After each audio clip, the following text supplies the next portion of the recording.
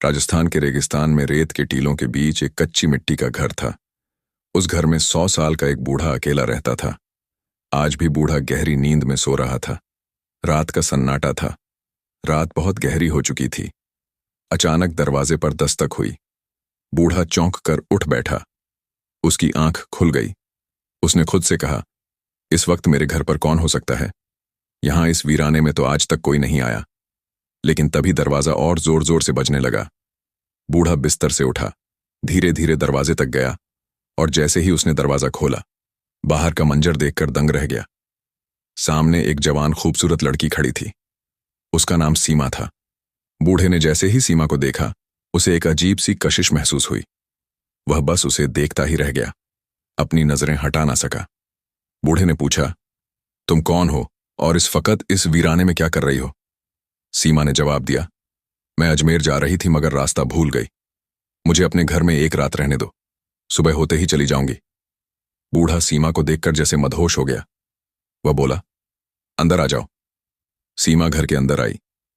बूढ़े ने उसे एक कोना दिखाया और कहा, यहीं सो जाओ। सीमा लेट गई और सो गई। लेकिन रात के आखिरी पहर में उसे महसूस हुआ कि कोई उसके पास खड़ा है। उसने धीरे से आंखें खोलीं। देखा, बूढ़ा वहीं खड़ा है। वह उसे अजीब सी नजरों से देख रहा था। सीमा झटके से उठ बैठी, बोली, क्या हुआ? तुम यहां क्या कर रहे हो? बूढ़ा बोला, कुछ नहीं, तुम्हें ठंड लग रही होगी, चादर देने आया था। सीमा ने गुस्से में चादर ली, उसे ओढ़ा और फिर लेट गई। लेकिन सीमा के सो जाने के बाद भी बूढ़ा वहीं खड़ा रहा। उसकी आंखों में अजीब सी चाहत थी। वह बस सीमा को देखता रहा। सुबह हुई। सीमा ने शुक्रिया अदा किया और घर से निकलने लगी। तभी बूढ़ा बोला, कहाँ जाओगी? तुम जवान लड़की हो, अजमेर तो यहां से बहुत दूर है। बूढ़ा करीब आया। उसने सीमा का हाथ पकड़ लिया। बोला, आज की रात रुक जाओ, बस एक रात की बात है। सीमा ने गुस्से से हाथ छुड़ाया और कहा, क्या मतलब? बूढ़ा बोला, फिर मैं तुम्हारे जाने का कोई इंतजाम कर दूंगा। उसकी आंखों में वही अजीब सी नजरें थीं, जैसे मन ही मन कोई चाल चल रहा हो। सीमा उसकी बातों में आ गई और ठहरने के लिए तैयार हो गई। बूढ़ा उसे देखता रहा, जैसे वह चाहता हो कि सीमा उसके पास आ जाए। रात हो चुकी थी। सीमा कोने में अपने बिस्तर पर लेट गई। बूढ़ा भी अपने बिस्तर पर लेट गया।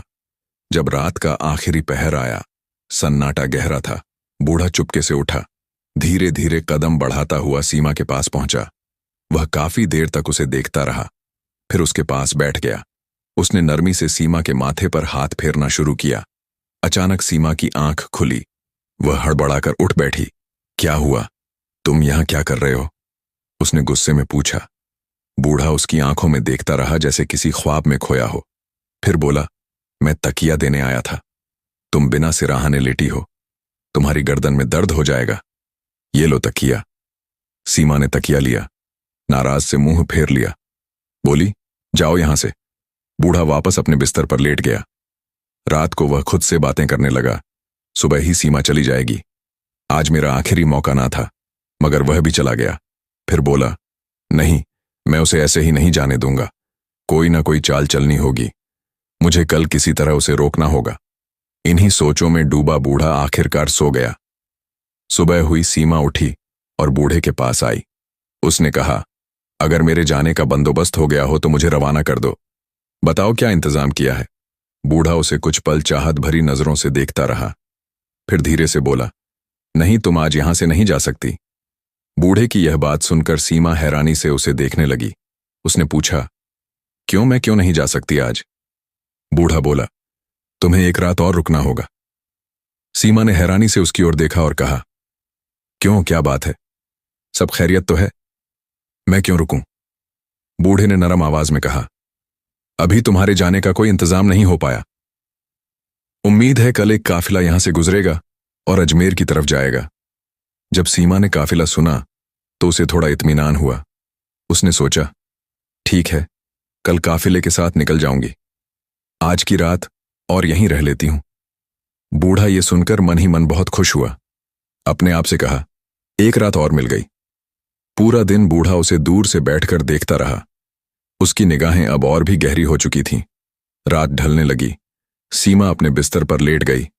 बूढ़ा भी अपने बिस्तर पर लेट गया, मगर उसका दिल अब बेचैन था। वह लेटा रहा, पर उसकी आंखें छत को नहीं देख रही थीं। वे कमरे के कोने में सोई हुई सीमा को घूर रही थीं। उसकी सांसें तेज थीं। दिल में अजीब सी हलचल उठ रही थी। धीरे धीरे वह बिस्तर से उठा, चुपके से सीमा के पास गया, उसे ऊपर से नीचे तक देखने लगा, फिर उसके पास बैठ गया और उसके बालों को नरमी से सहलाने लगा। अचानक सीमा हल्की सी हिली। बूढ़ा डर गया कि कहीं वह जाग ना जाए। वह घबराकर वापस अपने बिस्तर पर लौट गया, मगर उसने वहीं से सीमा का हाथ पकड़ लिया। उसका चेहरा देर तक देखता रहा। उसकी आंखों में अब सिर्फ तमन्ना नहीं, बल्कि कोई पुरानी प्यास जाग उठी थी। तभी अचानक सीमा की आंख खुल गई। वह चीख पड़ी, लेकिन बूढ़े ने झट से उसका मुंह दबा दिया ताकि आवाज बाहर ना निकले। फिर वह हड़बड़ाकर अपने बिस्तर पर लौट गया। ऐसे लेट गया जैसे कुछ हुआ ही ना हो। सीमा सारी रात सोचती रही, यह बूढ़ा मेरे पास क्यों आया था? क्या करने की कोशिश कर रहा था? इसके इरादे ठीक नहीं लगते। वह डर के मारे कांपती रही। सोचते सचते आखिरकार उसे नींद आ गई। सुबह हुई, सीमा उठी और बूढ़े के पास आई। उसने पूछा, काफिला आया है क्या? अब मुझे इजाजत दो। बूढ़ा कुछ देर उसकी आंखों में देखता रहा, फिर बोला, लेकिन काफिला तो अभी तक नहीं आया। सीमा चौंक गई। कहा, मगर तुमने तो कहा था कि काफिला आज आ जाएगा। बूढ़े ने थकी हुई आवाज में जवाब दिया, हाँ, आना था, शायद शाम तक आए। सीमा बोली, मैं अब और नहीं रुक सकती। बूढ़ा बस सिर हिलाकर चुप रह गया। अब वह घर के आंगन में बैठा था और दूर से बूढ़ा सीमा को उसी तरह अजीब नजरों से देख रहा था। सीमा ने मन ही मन कहा, इसकी निगाह मुझे ठीक नहीं लगती। हाँ, मुझे यहां से जल्द निकल जाना चाहिए। मैं जवान लड़की हूं और इसके दिल में न जाने क्या चल रहा है। उसने सोचा, यह रात को मेरे पास आया था, मुझे छूने की कोशिश कर रहा था। आज किसी भी हाल में रात नहीं रुकना चाहिए। शाम को काफिला आए या ना आए, मुझे निकल जाना है। बूढ़ा अब भी उसे दूर से देख रहा था, बिल्कुल वैसे जैसे कोई शिकारी अपने शिकार को देखता है। शाम हो चुकी थी। सीमा उसके पास आने ही वाली थी, लेकिन इससे पहले बूढ़ा खुद उसके पास आ गया। उसने कहा, देखो, लगता है काफिला अब सुबह तक ही आएगा। मैंने सोचा तुम्हें खुद बता दूं। उनके पास सामान बहुत होता है, इसलिए धीरे धीरे चलते हैं। आज की रात और रुक जाओ। सीमा को गुस्सा आ गया। उसने तेजी से कहा, मैं अब और नहीं रुक सकती। चाहे काफिला आए या ना आए, मैं अभी यहां से निकल रही हूं। मुझे अब और बर्दाश्त नहीं। बूढ़ा और करीब आया, बोला, थोड़ी ही देर में रात हो जाएगी। तुम जवान लड़की हो, इस रेगिस्तान में रात को कहां जाओगी? यहां जानवर भी घूमते हैं। अगर कोई नुकसान पहुंचा तो उसके लहजे में फिक्र कम और चाल ज्यादा थी। सीमा को पूरा यकीन हो गया कि यह सब नई चाल है, मगर उसने सोचकर कहा, ठीक है, रुक जाते हैं। फिर सख्ती से बोली, लेकिन यह आखिरी रात है। कल सुबह चाहे काफिला आए या ना आए, मैं निकल जाऊंगी। बूढ़ा मुस्कुराया और बोला, ठीक है। लेकिन उसकी मुस्कान में कुछ और ही छिपा था। रात हो चुकी थी। सीमा अब पूरी तरह चौकस थी। वह एक कोने में लेटी रही, मगर उसकी आंखें खुली थीं। वह डर और शक में डूबी थी। धीमे स्वर में उसने खुद से कहा, उम्मीद है आज की रात जल्दी कट जाए। फिर बोली, हाँ, बस आंखें बंद करके ऐसे लेट जाओ जैसे सो चुकी हो। बूढ़ा अपने बिस्तर पर लेटा था, मगर उसकी एक आंख खुली थी। वह बार बार सीमा की तरफ देखता, यह जानने के लिए कि क्या वह सच में सो गई है। जब उसे लगा कि सीमा अब बिल्कुल नहीं हिल रही, उसने आंखें बंद कर लीं, लेकिन उसका दिल अब भी करवटें ले रहा था। कुछ देर बाद जब उसे यकीन हो गया कि सीमा सो चुकी है, वह धीरे से उठा और उसकी तरफ चल पड़ा। काफी देर तक वह चुपचाप उसके पास खड़ा रहा, जैसे उसके होश हवास टटोल रहा हो।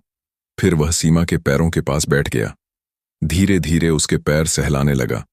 तभी सीमा की आंख थोड़ी सी खुल गई। बूढ़ा समझ गया और तुरंत पीछे हट गया। अब उसने उसके माथे को सहलाना शुरू किया। अचानक सीमा ने आंखें खोल दी। उसने घूर करवट ली और मुंह नीचा कर लिया। कुछ बोली नहीं, लेकिन उसके जिस्म की हरकत बता रही थी कि वह जाग चुकी है।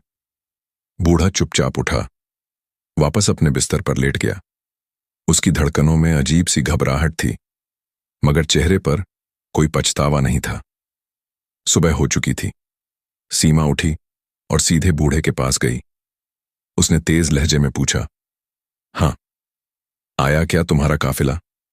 या अब कोई